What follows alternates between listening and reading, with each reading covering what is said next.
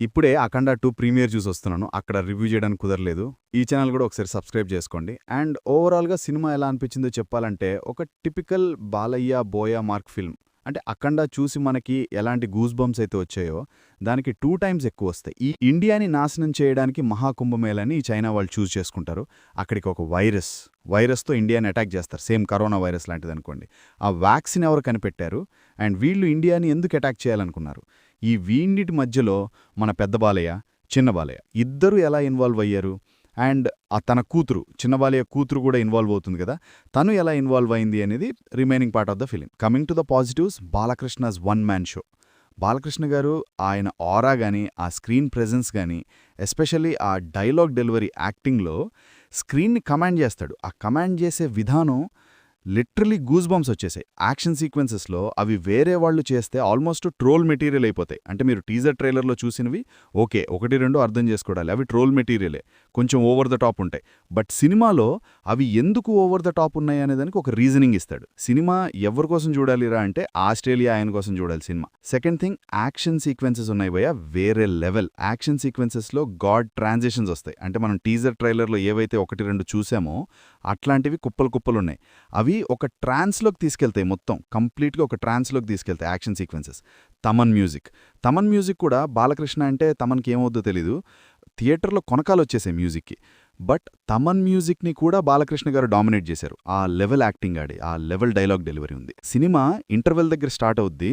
Interval నుంచి మొదలు పెడితే ఒకటి తర్వాత ఒకటి వస్తానే ఉంటాయి. అసలు నాన్ స్టాప్ కొడతానే ఉంటాడు. తమను ఒక సైడ్ నుంచి వాయిస్తూ ఉంటాడు. బాలకృష్ణ గారు స్క్రీన్ని కమాండ్ చేస్తూ ఉంటారు. బోయపాటి మార్క్ సీన్స్ ఉంటాయి సార్. ఫిజిక్స్ పక్కన పెట్టేయండి. బోయపాటి అన్న తర్వాత మీరు ఫిజిక్స్ని, మీ ఫిజిక్స్ నాలెడ్జ్ని అండ్ మీ బుర్రని ఇంట్లో ఫ్రిడ్జ్లో పెట్టేసి వెళ్తే బెస్ట్. లేకపోతే సినిమా ఎంజాయ్ చేయలేరు. హానెస్ట్గా చెప్తున్నా, నాకు కొన్ని నచ్చలేదు. ఫస్ట్ హాఫ్ అంతా చాలా డ్రాగ్ చేసినట్టుంటుంది. ఇంటర్వెల్ బ్లాక్ వచ్చే వరకు సినిమా ఎటు పోదు. అంటే మనకంతా తెలుసు ఏం జరుగుతుంది అంతా.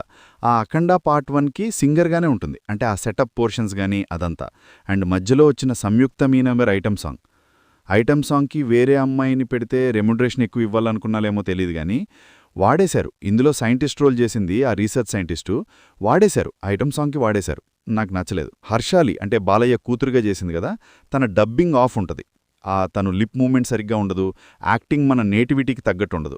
ఒక Telugu actor, Telugu child actor అయి ఉంటే ఇంకా బాగా కనెక్ట్ అయ్యేవాళ్ళు. అండ్ ఆ ఎమోషన్ ఇంకా బాగా కనెక్ట్ అయ్యేది. అంటే తనకి ఆ అఖండాకి మధ్య వచ్చే సీన్స్ ఇంకా బాగా పండేవి. ద మేజర్ డిసప్పాయింట్మెంట్ ఏంటంటే, అఖండ దేవుడు okay, Akhanda son of lord Shiva almost అలానే పోర్ట్రే చేస్తారు. బట్ అఖండాకి తగ్గ యాంటగనిస్ట్ ఉన్నాడు. అంటే ఒక స్ట్రాంగ్ విలన్ ఉన్నాడు. ఓకే, అఖండాకి ఏదో అయిపోతుంది, ఇది కదరా మూమెంట్, అంటే ఒక బ్లాస్ట్ అయ్యే మూమెంట్ రాదు అని మనకు తెలుసు. He can do everything, he's a superhero. So ఆయన ఎవరు గెలవలేరు. అండ్ సీన్స్ కూడా అలానే ఉంటాయి. ఆదిపినిశెట్టి గారు అండ్ 2-3 యాంటగనిస్ట్ క్యారెక్టర్లు ఉంటాయి. అంతా తేలిపోతారు. ఆదిపినిశెట్టి అయితే 2 సార్లు వస్తాడు, 2 సార్లు కొట్టించుకొని వెళ్ళిపోతాడు. అది క్యారెక్టరైజేషన్. అది వేషం ఏమో పెద్ద స్ట్రాంగ్గా ఒక స్ట్రాంగ్ క్యారెక్టర్లాగా వేసుకుని, సీన్స్ ఏమో వచ్చి కొట్టించుకొని వెళ్ళిపోతాడు. ఒక స్ట్రాంగ్ అపోనెంట్ లేడు. ఆ అపోనెంట్ ఉండుంటే సినిమా ఇంకా వేరే లెవెల్కి వెళ్ళేది. ఓవరాల్గా సినిమా వెళ్ళండి, ఎక్స్పీరియన్స్ చేయండి. అఖండాకి ఎలా అయితే వైబ్ అయ్యారో, అంటే ఒక బాలకృష్ణ బోయపాటి గారి సినిమా వస్తే ఎలా వైబ్ అవుతారో, దానికి 2 టైమ్స్ ఎక్కువ వైబ్ అవుతారు ఈ సినిమాకి. సనాతన ధర్మ సీక్వెన్స్ వస్తుంది, ఎమోషనల్ మదర్ సెంటిమెంట్ సీక్వెన్స్ వస్తుంది, అదే ఈ పాప సీక్వెన్స్ వస్తుంది. ఇంకా క్లైమాక్స్లో అయితే అది బ్లాస్ట్. వాటన్నిటి మధ్యలో వచ్చే ట్రాన్సిషన్స్ చాలా బాగుంటాయి. సో వెళ్ళండి, ఎక్స్పీరియన్స్ చేయండి. నచ్చింది.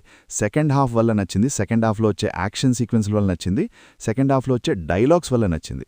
అండ్ అంటే సెకండ్ హాఫ్ చాలా బాగుందబ్బా. సెకండ్ హాఫ్ కోసం సినిమా చూడాలి, బాలకృష్ణ గారి యాక్టింగ్ కోసం సినిమా చూడాలి.